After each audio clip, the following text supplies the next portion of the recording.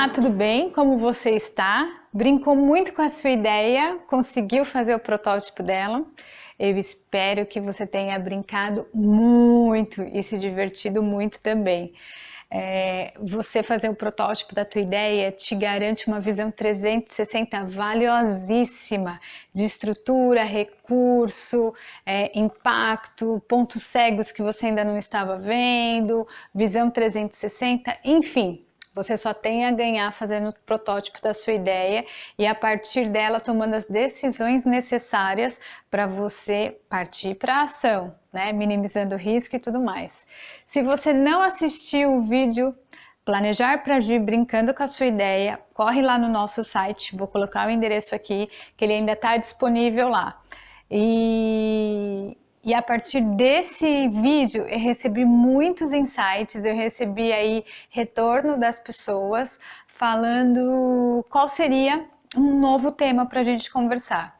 E para minha surpresa, um tema muito discutido foi inspiração. Ok, eu tenho uma ideia, eu presto atenção no nascimento dela, quais são as influências pelo qual ela nasceu. Eu brinco com ela fazendo um protótipo, tenho uma visão 360 das necessidades para colocar ela em ação, mas da onde eu tiro inspiração para poder continuar me abastecendo? E dessa inspiração, muitas pessoas me perguntaram da onde eu comecei, o que me inspirou para começar. Eu falei, uau, estão me pedindo para eu contar a minha história. Vamos lá, vou contar. E a partir da inspiração, eu também quero falar quais são os pontos que a gente tem que prestar atenção nessa inspiração para não cair no senso comum, tá? Então, eu vou começar contando a minha história. Quem sou eu? Bom, para começar falando quem eu sou, eu preciso falar da minha família, né? Quem é a minha família, né? Qual a profissão e a atuação da minha família? Porque foi dali a minha primeira influência para eu ser a profissional que eu sou hoje, certo?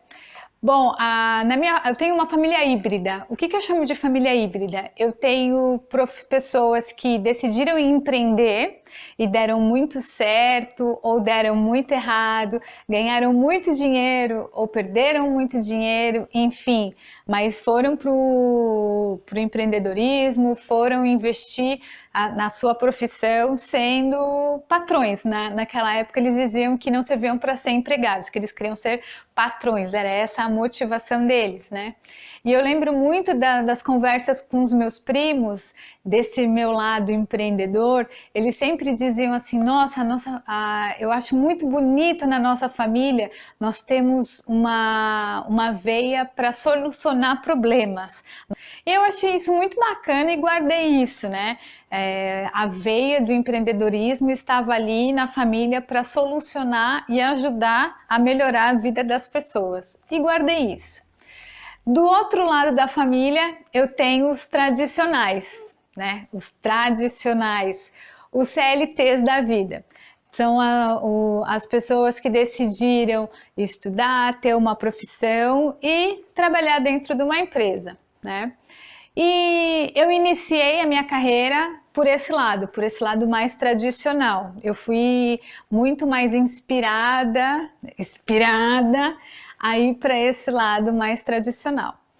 E nisso, hoje, quem sou eu, né? Eu sou mãe, esposa, eu tenho uma formação em psicologia, uma especialização em MBA, em gestão de pessoas, tenho uma especialização em negócios, enfim, ali a minha formação acadêmica é uma coisa que eu sempre fui incentivada e hoje gosto muito de continuar estudando.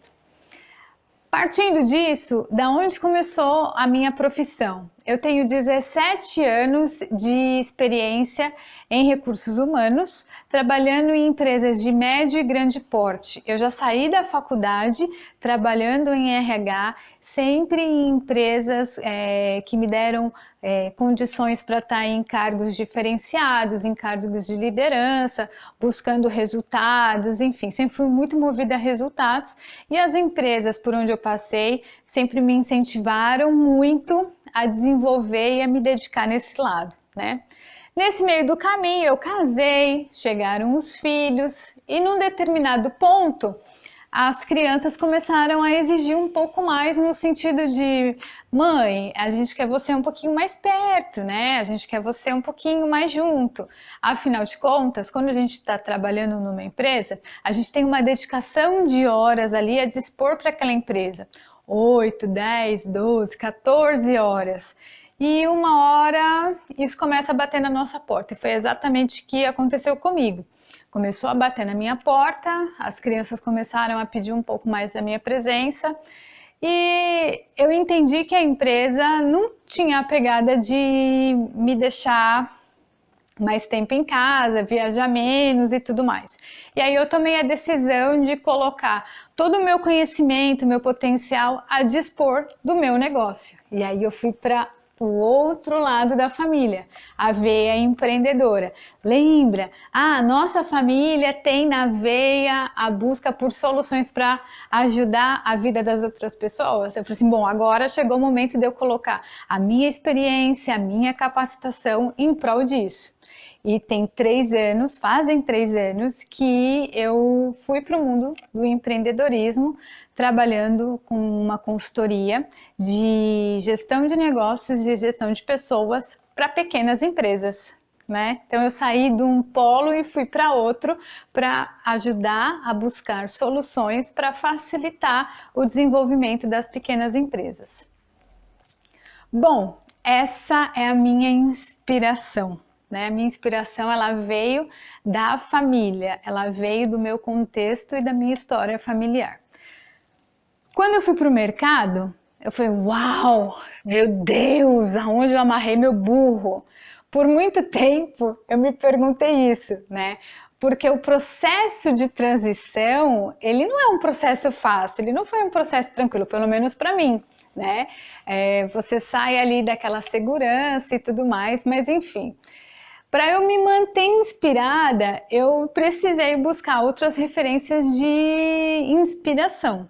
E isso foi muito bacana porque eu entendi que eu não precisava passar esse processo sozinha.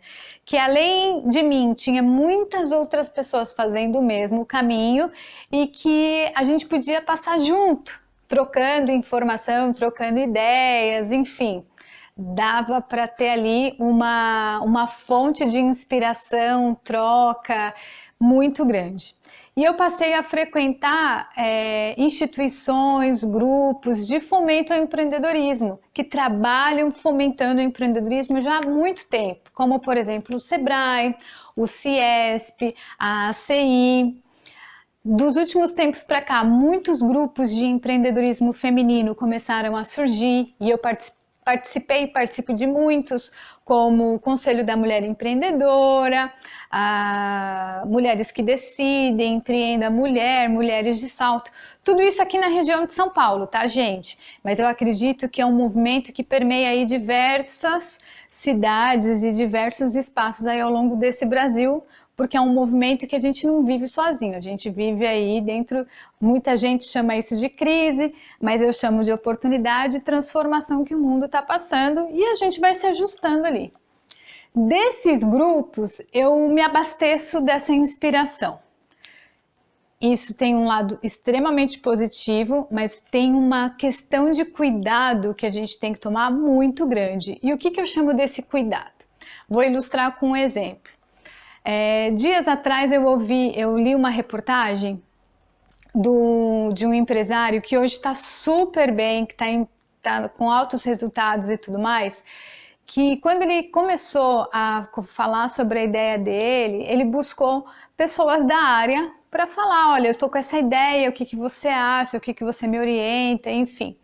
E muitos desacreditaram ele, dizendo assim, não, olha, não vai por esse caminho, o Brasil é muito conservador, muito tradicional. Ele é da área bancária, né? Então o pessoal, muitos diziam assim, a área bancária no Brasil não dá espaço para modelos disruptivos e tudo mais.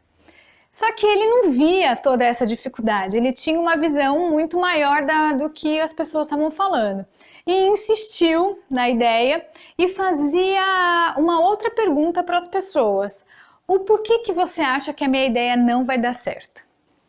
E aí, gente, ele foi entendendo que existiam dois fatores para as pessoas desacreditarem da ideia dele. Uma é que as pessoas conheciam, né, conhecem do ramo bancário, mas não estavam atualizados. E dois, as pessoas quem estava atualizado tinha tanta crença no modelo tradicional que não tinha coragem de dar um passo além, e por isso dizia que a ideia não ia dar certo. Imagina se esse cara tivesse abortado a ideia dele e não ido para frente. Hoje ele não estaria colhendo os frutos e todo o resultado positivo que ele está colhendo da ideia, né? Afinal de contas, ele foi consultar pessoas importantes e conhecedoras da área. Então, esse é um ponto. A inspiração ela é positiva, mas a gente tem que saber filtrar o que está chegando dela. Um outro exemplo que eu quero trazer para a gente ter bastante atenção com relação à inspiração é com relação às redes sociais, né? Hoje a gente está extremamente antenado, plugado e influenciado pelas redes sociais. Só que essa influência, ela também tem ela é uma faca de dois gumes também. Da mesma forma que tem muita informação bacana, tem muita informação que pode não ser verdade. E esses dias, coincidentemente, mentira, porque eu acho que coincidência não existe, eu preparando material, dei de cara com um vídeo que ilustra muito essa influência das redes sociais e o quanto as informações, essas tendências, elas podem estar sendo colocadas ali de forma a não influenciar positivamente, porque elas não representam a verdade. Certo? Então eu vou colocar o videozinho para você assistir e a partir dele eu espero que você fique muito antenado com relação às inspirações que você for colhendo ao longo do tempo para te realmente motivar e te colocar em ação com relação à sua ideia, certo? Afinal de contas, a gente está trabalhando para quê? Para que você tenha um planejamento extremamente assertivo para 2018 e a partir dele você tenha os melhores resultados, certo? Assista o vídeo e não esquece de compartilhar comigo seus insights, combinado?